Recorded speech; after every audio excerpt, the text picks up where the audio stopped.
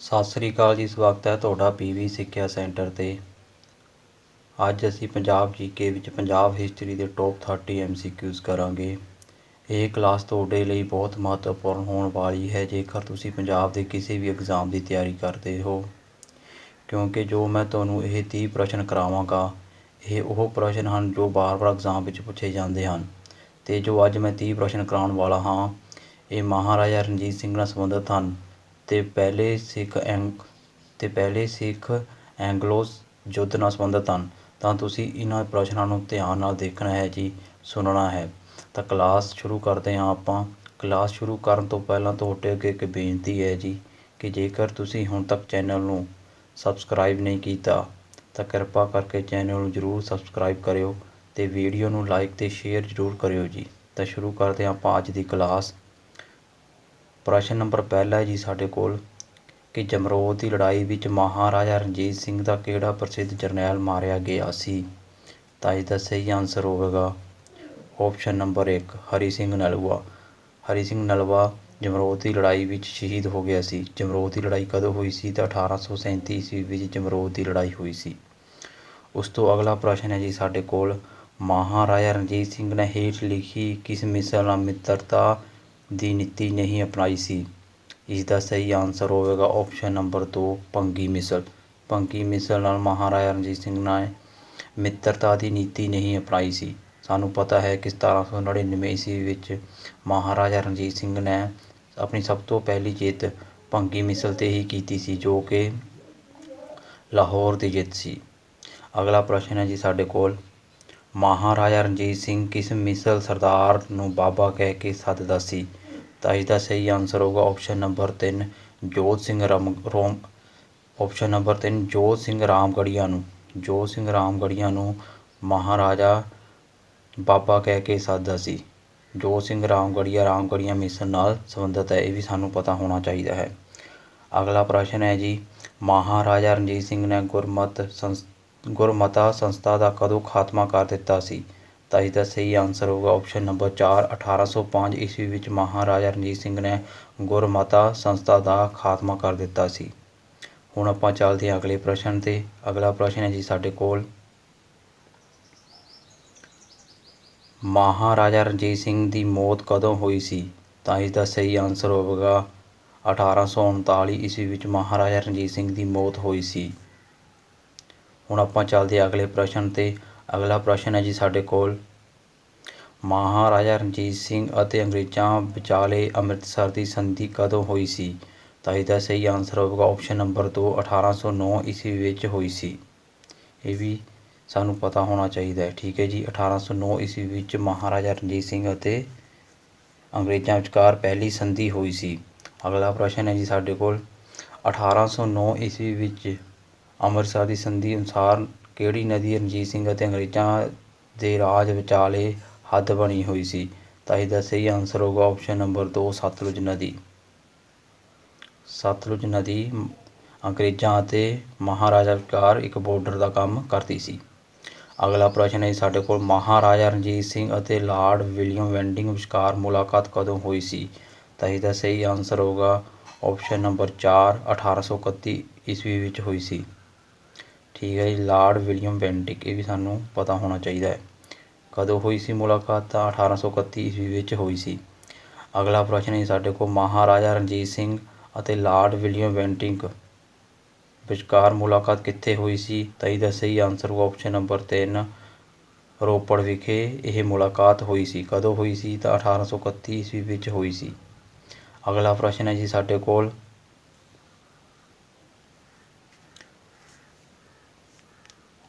ਅੰਗਰੇਜ਼ਾਂ ਨੇ ਸਿੰਧ ਦੇ ਅਮੀਰਾਂ ਨਾਲ ਵਪਾਰਿਕ ਸੰਧੀ ਕਦੋਂ ਕੀਤੀ? ਤਾਂ ਇਹਦਾ ਸਹੀ ਆਨਸਰ ਹੋਵੇਗਾ ਆਪਸ਼ਨ ਨੰਬਰ 4 1832 ਈਸਵੀ ਵਿੱਚ ਅੰਗਰੇਜ਼ਾਂ ਨੇ ਸਿੰਧ ਦੇ ਅਮੀਰਾਂ ਨਾਲ ਸੰਧੀ ਕੀਤੀ ਸੀ।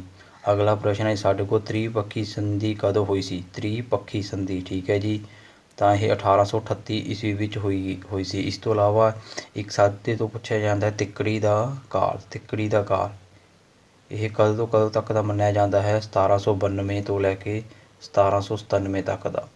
ਠੀਕ ਹੈ ਜੀ, ਇਹ ਵੀ ਸਾਨੂੰ ਪਤਾ ਹੋਣਾ ਚਾਹੀਦਾ ਹੈ। 1792 ਵਿੱਚ ਮਹਾਰਾਜਾ ਰਣਜੀਤ ਸਿੰਘ ਦੇ ਪਿਤਾ ਜੀ ਦੀ ਮੌਤ ਤੋਂ ਬਾਅਦ ਮਹਾਂ ਸਿੰਘ ਦੀ ਮੌਤ ਤੋਂ ਬਾਅਦ ਜੋ ਕਾਲ ਸੀ, ਇਹ ਮਹਾਰਾਜਾ ਰਣਜੀਤ ਸਿੰਘ ਦੀ ਮਾਤਾ ਰਾਜ ਕੌਰ ਅਤੇ ਸੱਸ ਸਦਾ ਕੌਰ ਅਤੇ ਲਖਪਤ ਰਾਏ ਦੇ ਅਧੀਨ ਜੋ ਸ਼ੁਕਰ ਚੱਕੀਆ ਮਿਸਲ ਸੀ ਉਸ ਦਾ ਸ਼ਾਸਨ ਚੱਲਦਾ ਸੀ। ਇਹ ਵੀ ਸਾਨੂੰ ਪਤਾ ਹੋਣਾ ਚਾਹੀਦਾ, ਇਸ ਲਈ ਇਸ ਨੂੰ ਤਿੱਕੜੀ ਦਾ ਕਾਲ ਕਿਹਾ ਜਾਂਦਾ ਹੈ। ਠੀਕ ਹੈ ਜੀ, ਤਿੱਕੜੀ ਦਾ ਕਾਲ। ਅਗਲਾ ਪ੍ਰਸ਼ਨ ਹੈ ਜੀ ਸਾਡੇ ਕੋਲ, ਮਹਾਰਾਜਾ ਰਣਜੀਤ ਸਿੰਘ ਦੇ ਸਮੇਂ ਲਾਹੌਰ ਦਾ ਮੁਖੀ ਕੌਣ ਹੁੰਦਾ ਸੀ? ਤਾਂ ਇਹਦਾ ਸਹੀ ਆਨਸਰ ਹੋਊਗਾ ਆਪਸ਼ਨ ਨੰਬਰ 3 ਕੋਤਵਾਲ। ਅਗਲਾ ਪ੍ਰਸ਼ਨ ਹੈ ਸਾਡੇ ਕੋਲ, ਮਹਾਰਾਜਾ ਰਣਜੀਤ ਸਿੰਘ ਦੇ ਸਮੇਂ ਲਾਹੌਰ ਦੇ ਪ੍ਰਸਿੱਧ ਕੋਤਵਾਲ ਕੌਣ ਸੀ? ਤਾਂ ਇਹਦਾ ਸਹੀ ਆਨਸਰ ਹੋਊਗਾ ਆਪਸ਼ਨ ਨੰਬਰ 1 ਇਮਾਮ ਬਖਸ਼।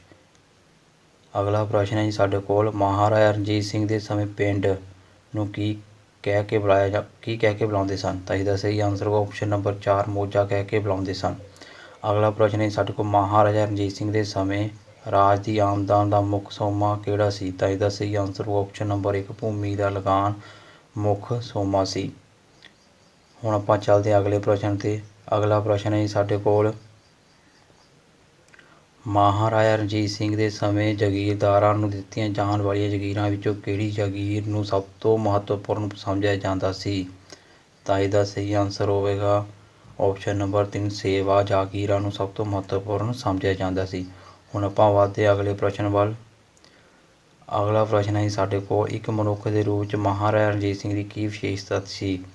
ਤਾਂ ਇਹਦਾ ਸਹੀ ਆਨਸਰ ਹੋਊਗਾ ਆਪਸ਼ਨ ਨੰਬਰ 4 ਉੱਪਰ ਲਿਖੇ ਸਾਰੇ, ਜਾਣੀ ਕਿ ਮਹਾਰਾਜਾ ਰਣਜੀਤ ਸਿੰਘ ਇੱਕ ਬੜੇ ਮਿਹਨਤੀ ਅਤੇ ਫੁਰਤੀਲੇ ਸਨ। ਉਹਨਾਂ ਦਾ ਸੁਭਾਅ ਬਹੁਤ ਜ਼ਿਆਦਾ ਦਿਆਲੂ ਸੀ।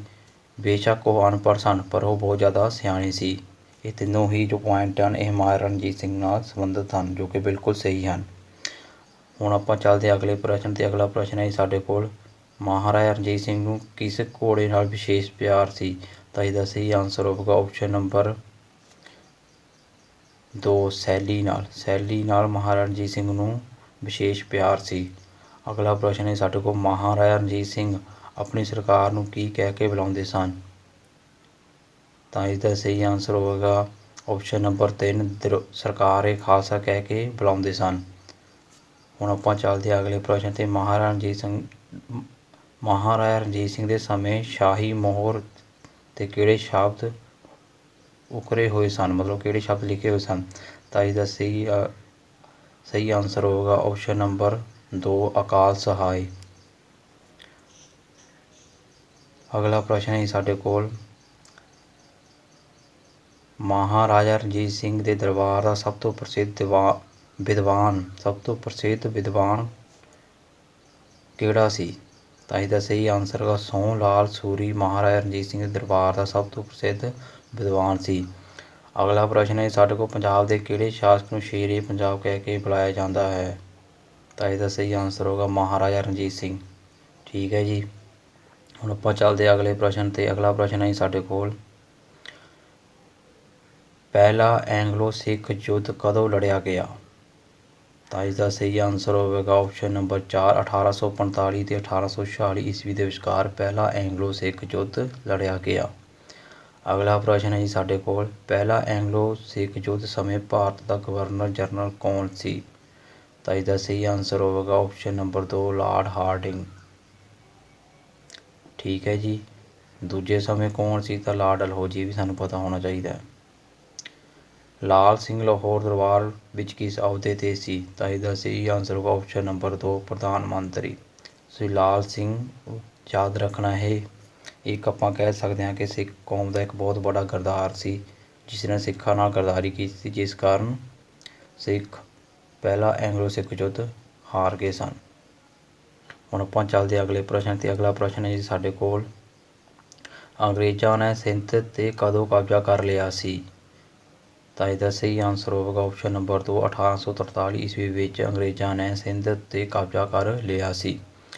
ਅਗਲਾ ਪ੍ਰਸ਼ਨ ਹੈ ਸਾਡੇ ਕੋਲ, ਪਹਿਲੇ ਐਂਗਲੋ ਸਿੱਖ ਯੁੱਧ ਸਮੇਂ ਅੰਗਰੇਜ਼ੀ ਸੈਨਾ ਦਾ ਕਮਾਂਡਰ ਇਨ ਚੀਫ ਕੌਣ ਸੀ? ਤਾਂ ਇਹਦਾ ਸਹੀ ਆਨਸਰ ਹੋਵੇਗਾ ਆਪਸ਼ਨ ਨੰਬਰ 1 ਲਾਰਡ ਹਿਊ ਗਫ। ਲਾਰਡ ਹਿਊ ਗਫ ਜੋ ਸੀ ਉਹ ਅੰਗਰੇਜ਼ਾਂ ਦਾ ਕਮਾਂਡਰ ਇਨ ਚੀਫ ਸੀ। ਅਗਲਾ ਪ੍ਰਸ਼ਨ ਹੈ ਸਾਡੇ ਕੋਲ, ਮੁਦਕੀ ਦੀ ਲੜਾਈ ਕਦੋਂ ਲੜੀ ਗਈ?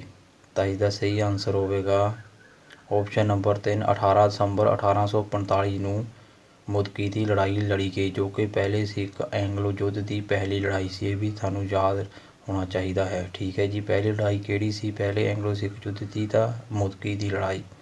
ਅਗਲਾ ਪ੍ਰਸ਼ਨ ਹੈ ਸਾਡੇ ਕੋਲ, ਫਿਰੋਜ਼ ਸ਼ਾਹ ਦੀ ਲੜਾਈ ਕਦੋਂ ਲੜੀ ਗਈ? ਤਾਂ ਇਹਦਾ ਸਹੀ ਆਨਸਰ ਹੋਵੇਗਾ 21 ਦਸੰਬਰ 1845 ਨੂੰ, ਜਾਣੀ ਕਿ ਮੁਦਕੀ ਦੀ ਲੜਾਈ ਤੋਂ 3 ਦਿਨ ਬਾਅਦ ਫਿਰੋਜ਼ ਸ਼ਾਹ ਦੀ ਲੜਾਈ ਲੜੀ ਗਈ। ਠੀਕ ਹੈ ਜੀ, ਉਸ ਤੋਂ ਬਾਅਦ ਆਪਾਂ ਚੱਲਦੇ ਹਾਂ ਅਗਲੇ ਪ੍ਰਸ਼ਨ 'ਤੇ। ਅਗਲਾ ਪ੍ਰਸ਼ਨ ਹੈ ਸਾਡੇ ਕੋਲ, ਸਭਰਾਓਂ ਦੀ ਲੜਾਈ ਕਦੋਂ ਲੜੀ ਗਈ? ਤਾਂ ਇਹਦਾ ਸਹੀ ਆਨਸਰ ਹੋਵੇਗਾ 10 ਫਰਵਰੀ 1846 ਨੂੰ ਸਭਰਾਓਂ ਦੀ ਲੜਾਈ ਲੜੀ ਗਈ।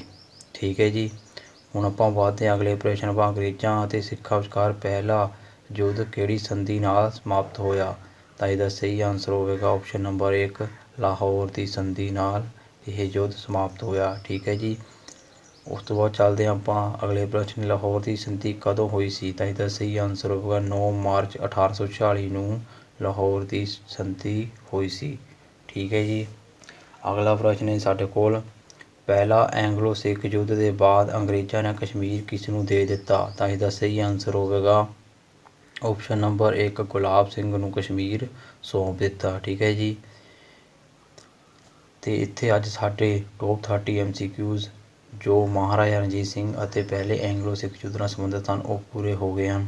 ਤੁਸੀਂ ਇਸ ਕਲਾਸ ਨੂੰ, ਜੇਕਰ ਤੁਹਾਨੂੰ ਸਮਝ ਨਹੀਂ ਲੱਗਿਆ ਤਾਂ ਇਸ ਕਲਾਸ ਨੂੰ ਦੁਬਾਰਾ ਦੇਖਣਾ ਹੈ। ਅਤੇ ਮੇਰੀ ਤੁਹਾਡੇ ਅੱਗੇ ਦੁਬਾਰਾ ਫਿਰ ਬੇਨਤੀ ਹੈ ਜੀ ਕਿ ਜੇਕਰ ਤੁਸੀਂ ਚੈਨਲ ਨੂੰ ਸਬਸਕ੍ਰਾਈਬ ਨਹੀਂ ਕੀਤਾ ਤਾਂ ਕਿਰਪਾ ਕਰਕੇ ਚੈਨਲ ਨੂੰ ਜ਼ਰੂਰ ਸਬਸਕ੍ਰਾਈਬ ਕਰਿਓ ਅਤੇ ਵੀਡੀਓ ਨੂੰ ਲਾਈਕ ਅਤੇ ਸ਼ੇਅਰ ਜ਼ਰੂਰ ਕਰਿਓ ਜੀ। ਅਤੇ ਅੱਜ ਦੀ ਕਲਾਸ ਲੈਣ ਲਈ ਤੁਹਾਡਾ ਬਹੁਤ ਬਹੁਤ ਧੰਨਵਾਦ।